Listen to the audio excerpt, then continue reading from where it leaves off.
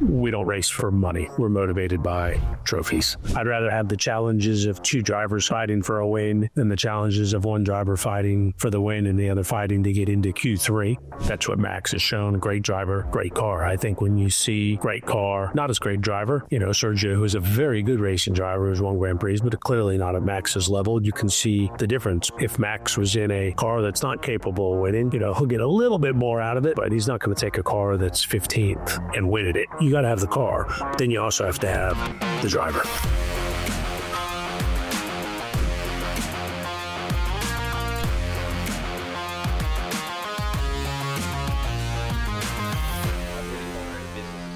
Fascinating.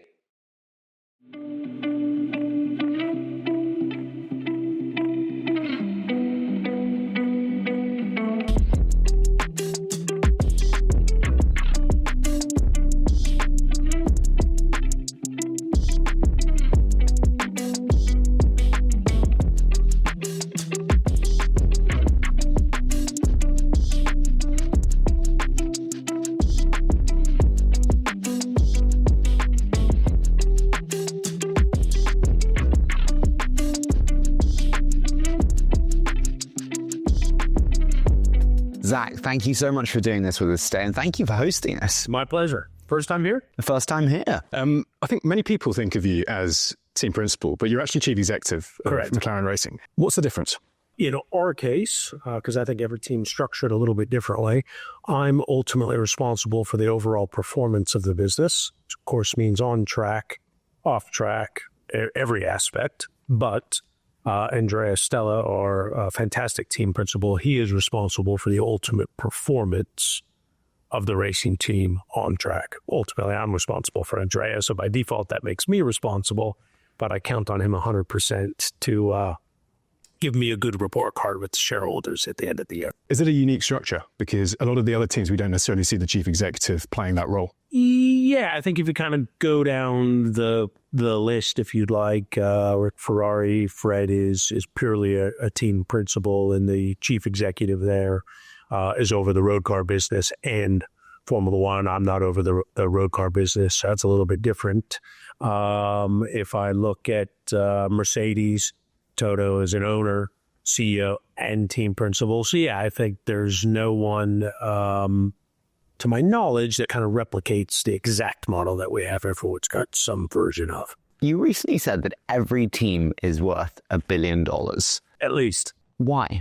I think every team now has the ability to be competitive because of the cost cap.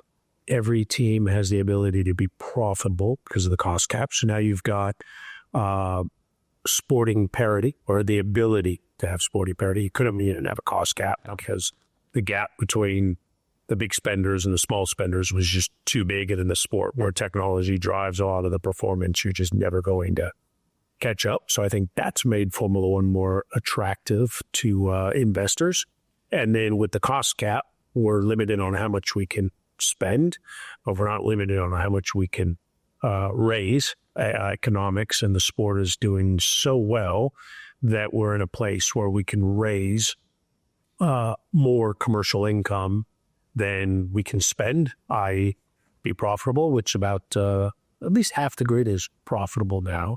So and there's only 10 racing teams in the world. Where you get into other forms of sport and you have 30 teams, 25 teams. So there's a scarcity. So when you've got scarcity, profitability, so it's no longer a trophy asset where you have to plummet a bunch of cash into, and you have the ability to win the world championship if you do a good job. So there's sporting parity. I think for all those reasons, you have a lot of investment coming into the sport. What would that number have been? You said half the teams now are profitable. What would that number have been before the cost cap? Couple teams.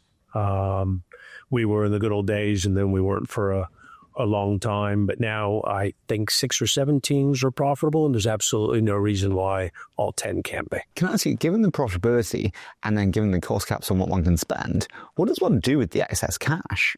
Well, we don't make a lot of money. And to be clear, the shareholders, every employee here, we race for trophies. We don't race for money. We're motivated by trophies. And so you don't create so much extra cash that you pay out dividends. You can, but we're constantly reinvesting in the business. So we've only recently been profitable, and there's no guarantee you're going to be profitable. So you also want to have enough money in the bank if you have a COVID that hits or some unforeseen incident, you need to be prepared. So we haven't been profitable long enough yet to be sitting on stacks of cash. Driver salaries and some of those kind of performance costs, they don't sit in the not everything in the cap. So another, we have our drivers under long-term contract, but if something were to happen to one and we wanted to go hire another expensive driver, that might be a reason why you need to have some money in the piggy bank. So yeah, not everything is included in the cap, but the majority of what you can spend on performance, really outside of drivers, does sit in the cap. When we spoke to Claire Williams, she said that was such a huge part of Williams being able to then compete and bringing that competition back.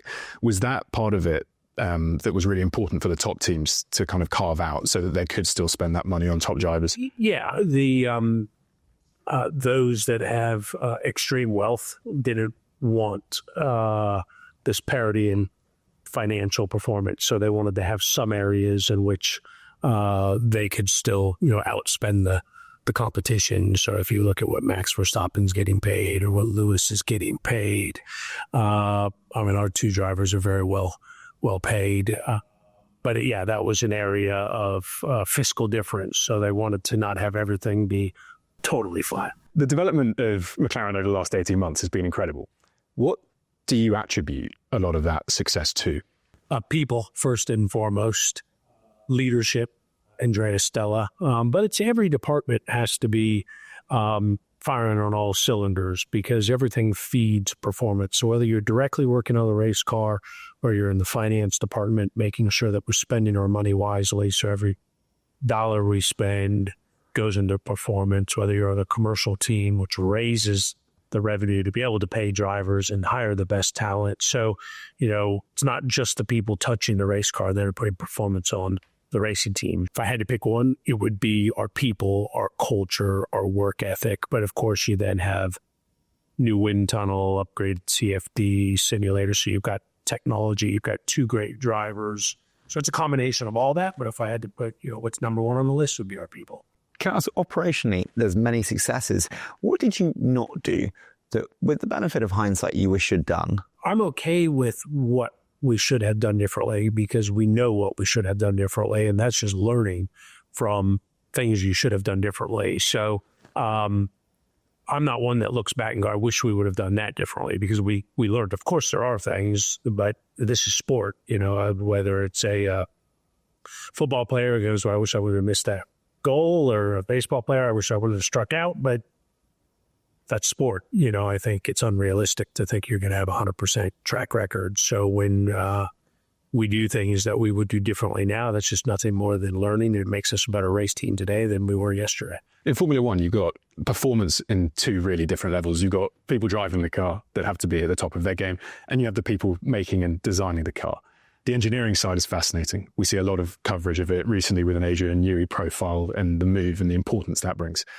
How do you treat that department? How do you hire within that department to ensure you are at the top end of the grid? We obviously try and get the best people possible. Some of those people have been here for a long time, but then we have great graduate programs and programs are at STEM. So you're trying to find young talent, and in some instances you're bringing talent in from other teams, like we did with Rob Marshall, who was the chief designer, was alongside Adrian for 17, 18 years. So it's a combination of we've got unbelievable talent here, some of it more senior than others, always bringing in a new talent, a lot through graduate and universities, and then of course people move around from team to team. And so I'm sure a lot of people are calling our team because we're the team of the moment, and that's exactly we tend to recruit more from the teams that are winning than those that aren't. What's the pitch?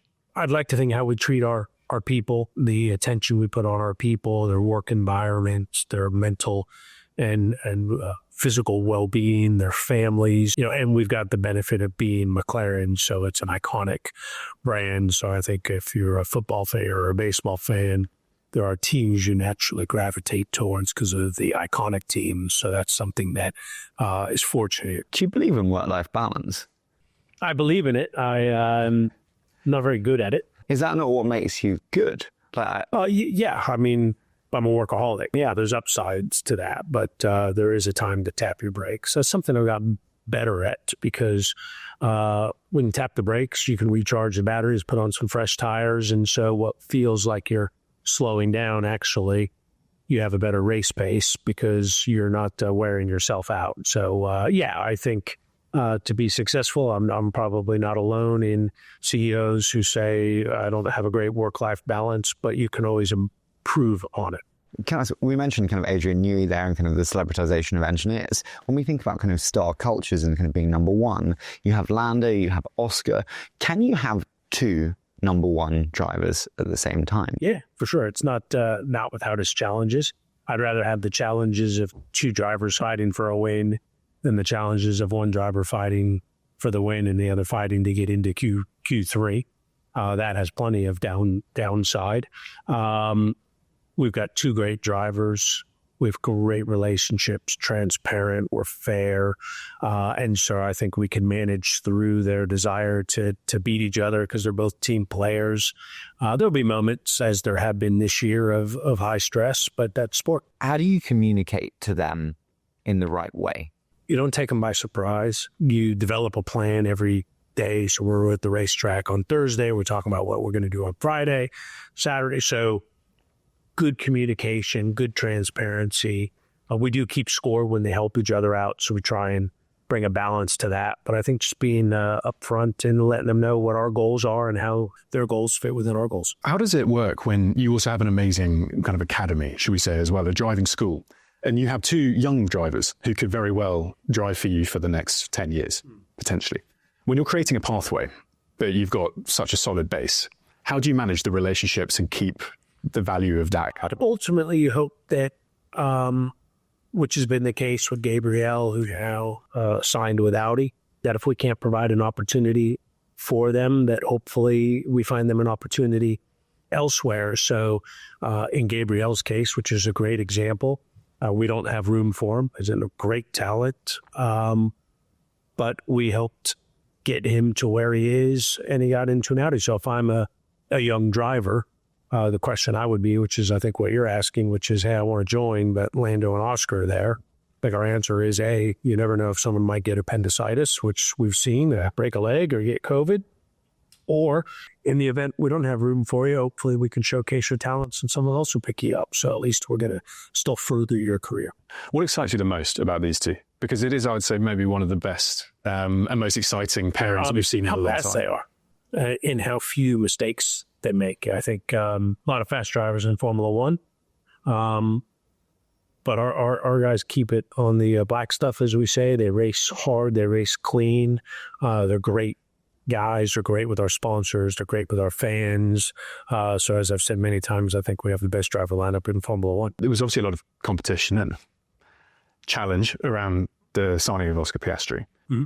Has he developed more quickly than you anticipated to be the driver he is today? He's done an unbelievable job. I thought he was capable of that, but we wanted to sign him. But it's a very difficult Formula One. So to have him have won 2 races in only his second year, it's pretty awesome. So I'm not shocked whatsoever by his talent, but maybe pleasantly surprised how fast he's been, how quickly he's been, because his teammate is one of the fastest racing drivers in the world, and definitely match him. Yeah. Aside from the obvious, you've now got an incredible set of performances off the back of this year. With great success comes the challenge of maintaining and continuing to develop. How do you keep the prized assets that you have on the driver's side happy? We just got to keep them happy. And it's not just drivers. It's everybody here, because the drivers are only as good as their race car. So they've got a great race car, which is credit to all the men and women at McLaren. So I believe people don't steal employees, sponsors, drivers. You lose them because they're not happy. So it's our job. I assume all of our competitors are calling all our various sponsors and the drivers, well, isn't that fine? Because that's what we're doing. And they don't want to leave McLaren, and that's our job, is to provide them with something that they feel this is where they want to be. I can't remember what Nico said when we asked him the percentage car driver. What would you say? Great driver, great car. Well, you need both, right?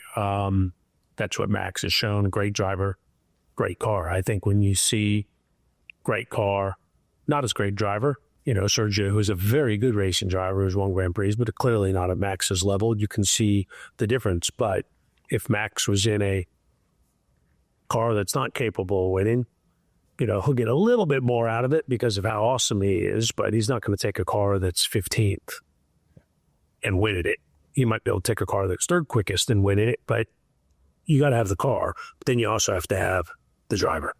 It's a very difficult business to run because your performance is so public and it's so variable dependent on race, and the whole morale, I'm sure, of the company changes with the performance of a single race. How do you manage morale in a company-wide structure when it's like up and then down so sporadically? You try not to get too high on the ups and too low on the downs, because it is an emotional sport, but we try to lead with passion as opposed to emotion. I think emotion puts you in a different frame of mind, not necessarily always a healthy one. And I think communications and not getting too high, not getting too low. It's a long season. You're going to have good days. You're going to have bad days. Of course, it can be frustrating when you have bad days, but I think we're all always trained to start thinking about the next race. We touched on we love it. We talk a lot to, football club owners. We talk a lot to federations where the main revenues come from in the businesses of their teams and leagues. What are the main drivers from a revenue perspective at McLaren? There's three, but it's corporate partnerships, sponsorship, and Formula One revenue, and then you've got licensing, but that's a fraction of the other two. So the other two are 90% of our income. And from a sponsorship perspective, how does that work? Because there's inventory everywhere, by the looks of it, on the cars, on the drivers. What do you look for in the partners? Brands that are synergistic, companies that we think we can help. So we need to really understand what they're trying to achieve with a relationship with McLaren.